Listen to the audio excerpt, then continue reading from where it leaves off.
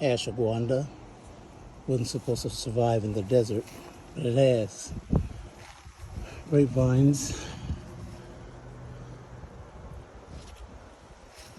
Hopefully they'll do better this year than they did last year. This is Yarrow. Beautiful herb. This is a tree of life plant. My wife is going to propagate this so that we can make more of these.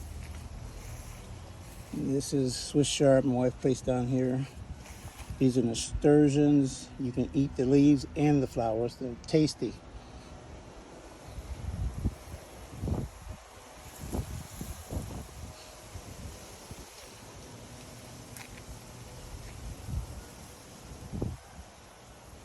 So a lime tree. We didn't get anything last year. We brought it home from the nursery with 3 limes, and that's all. But hopefully they did flower this year, so hopefully these bear fruit. White sage. Dill. I moved it. You have to be careful with dill when it gets this size, because if it takes on water well, it will grow well. But it's still basically like hollow, but it isn't. I snapped this branch. My wife gonna kill me. But it was only a slight crack. But so I used the black tape. What's going to happen is that the sun is going to heat this tape, and the plant will start healing itself. Several weeks from now, you won't tell the crack was there.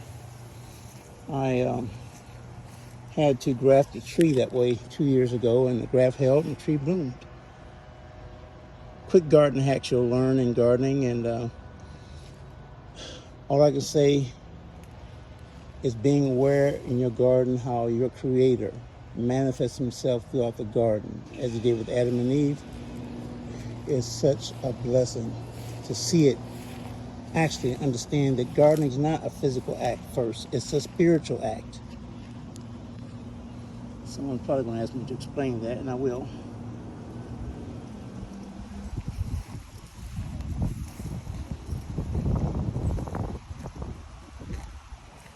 These are passion fruit vines. We've been trying to grow these for 7 years. Last year we got 3 passion fruits. Didn't even know they had even bloomed.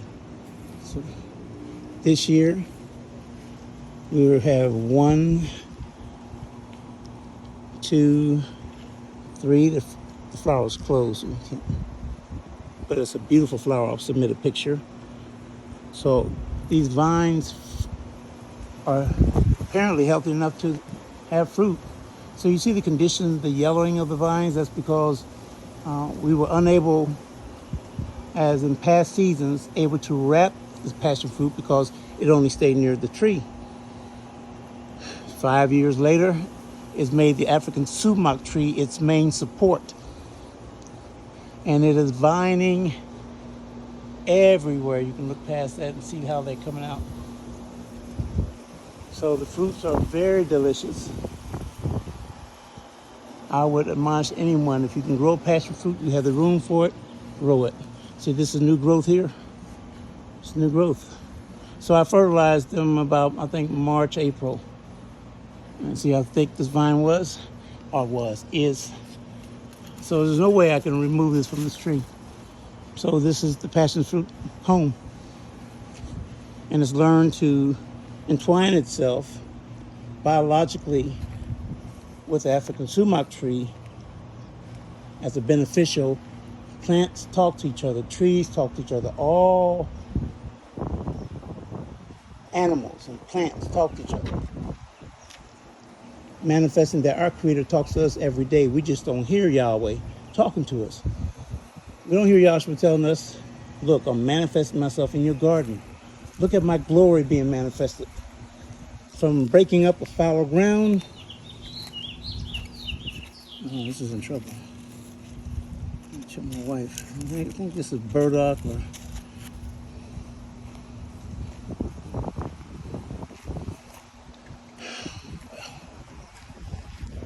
A lot of joys in gardening and a lot of frustrations.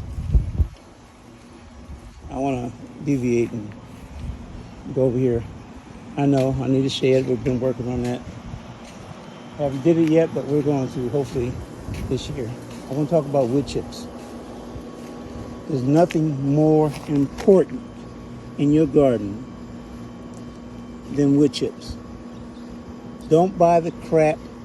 Don't even order it if they can't send you live bagged wood chips with no chemicals, because otherwise you'll poison your gardening area. We were fortunate enough, blessed enough actually, to get this pile of wood chips. It was a lot larger than this. It was almost up to that wall here, and it was all the way out here. We see these retaining containers, which we've gotten from the nurseries, basically cheap, pennies on the dollar. The 30-gallon ones, the big ones right here, those are about $2.60 at Star Nursery. The 15-gallon ones, they're the same size but just look differently, they were $1. You can't beat that. Back to wood chips. All the nutrients that's in the needles of the tree or the leaves of the tree, the power of the sun, all the macro and micronutrients, the enzymes, sugars are in the live matter. The bark on the tree is just the skeleton. It's the protector of the cadmium, the live matter under the bark. When this is ground up, all the nutrient-dense life biological materials laying next to the soil. It then inoculates your soil. I don't care how bad your soil is, and over time, whether irrigation, you water it by hand, or it rains, you're making compost tea for your garden and your ornamental bushes. So you can't beat it. It's going to energize the soil.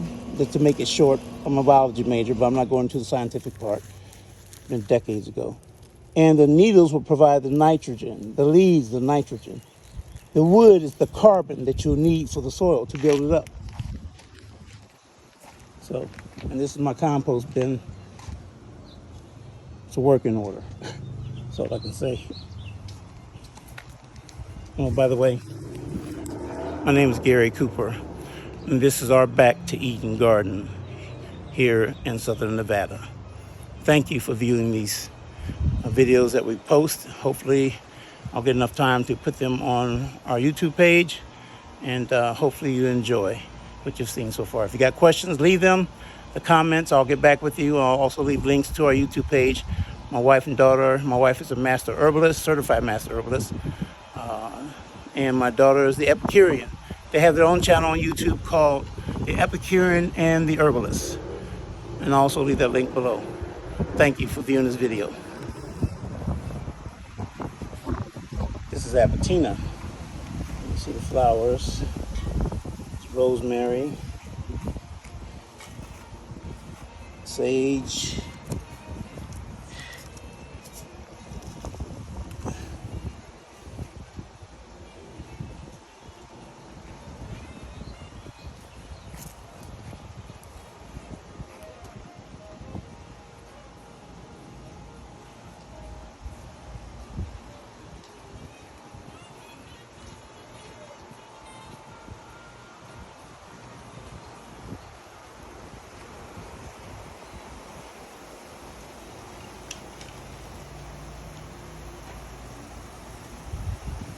Okay, well, that's the tour.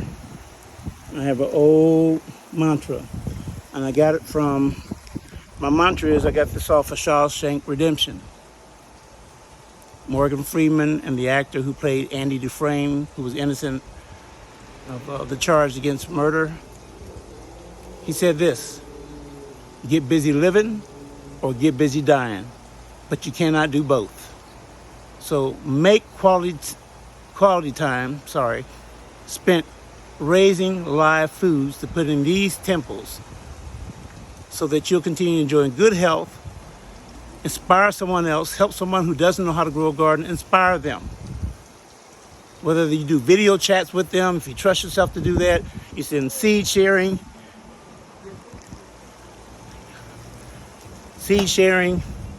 co-ops, but grow your food.